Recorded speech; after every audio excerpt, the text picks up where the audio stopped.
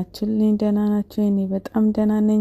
ዛሬ ደግሞ ቆንጆ ኬክ ያለ እንቁላል ያለ ወተት እንሰራለን። አሰራሩ በጣም ቀላል ነው። እንደምትወዱት ተስፋ አደርጋለሁ። ወደ አሰራሩ እንሂድ። በመጀመሪያ ሳህናችን ላይ ስኳር እናደርጋለን። 1 ኩባያ ስኳር ወይም ደግሞ ውሃ የምንጠጣበት ብርጭቆ በሱ መጠቀም ትችላላችሁ። ከዛ ግማሽ ኩባያ ዘይት እንጨምራለን። በመቀጠል 1 ኩባያ የብርቱካን ጭማቂ፣ በመቀጠል ትንሽ ጨው በእጃችሁ ቫኒላ ኮመን የሆነ ነገር ነው ለኬክ። 2 ከግማሽ ፍርኖ ዱቄት ተደርጎ የፈላ ውሃ ነው አድርገዋለን።